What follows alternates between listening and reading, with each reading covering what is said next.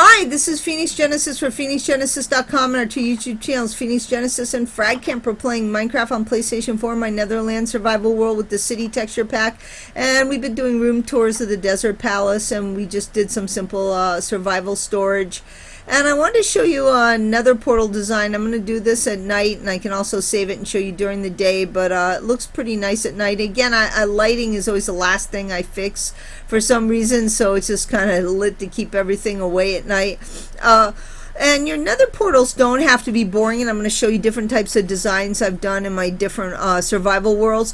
So my friend Chris, who goes by El Capitan King 1, we call him El Cap for short, and he said, wouldn't it be fun if you had like kind of a fire and water yin-yang vibe with your nether portal here?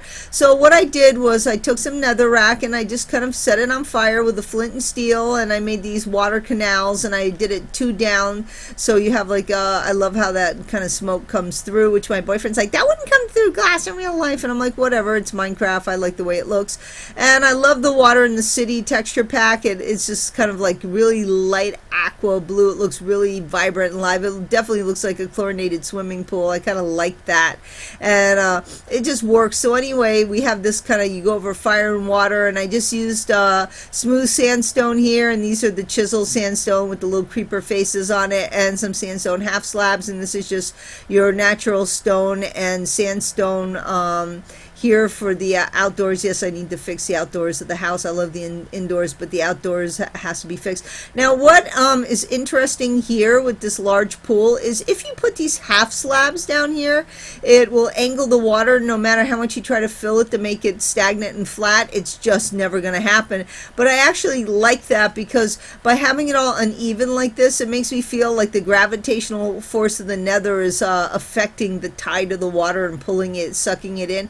And I mean, I just think that's fun. So we have this little walkway. You can see underneath there is a space underneath, and I continued the tile design from the outside of the courtyard to the inside of the water pool. And again, this is before I had glowstone, so I just threw these torches down. I can always fix up the lighting later. And this is just netherrack, because we are going into the nether, and you could light it. These are just stone slabs right here, and I think that would be cool too. And we don't have custom designed nether portals yet. Maybe I will do something even funky with this when we do get that in Minecraft eventually, but this is just your standard nether portal. And let's go ahead and jump in here. Oh, the sun's coming out too, so we'll come out and we'll see it in the daytime.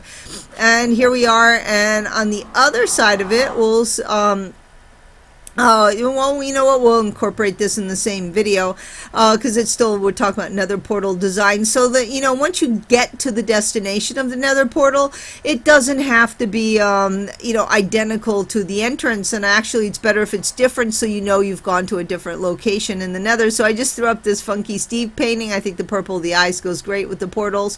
And originally I was on some little slab of lava, and ghast were trying to kill me. It was horrific. I didn't know you could go into a peaceful mode, and I struggled. I built all this in easy survival, so it was definitely not easy, despite the term easy.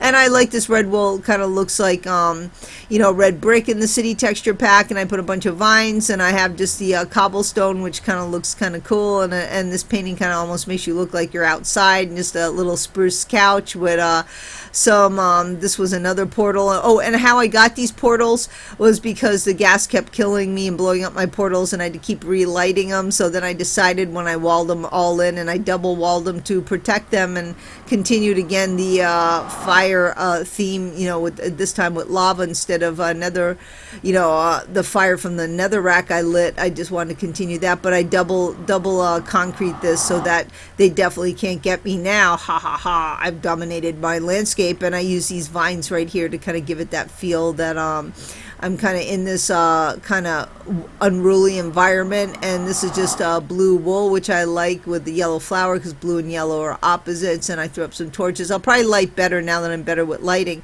So and then also just because you enter a portal doesn't mean you have to exit in the same place. So some of my portals, if you go and you come out, you're gonna end in the same place, but for this one I wanted a separate exit. So this is my exit portal, and this takes me very close to where I am in my by my home, but basically right here it's underground, and I like this because when I'm in the nether I can jump down to my little mining operation here, mine, and then scoop back up again and back into the nether, and we can just take this ladder here. I can save the rest of this for later. I'm still building here, but we can do it later. And again, this isn't all fancy because I'm not done. I just kind of wanted to get out of here so I can fancy up the area around the ladder at some point. Right now I've done so much in the Phoenix Genesis survival world. I don't know what I'm going to do with this world.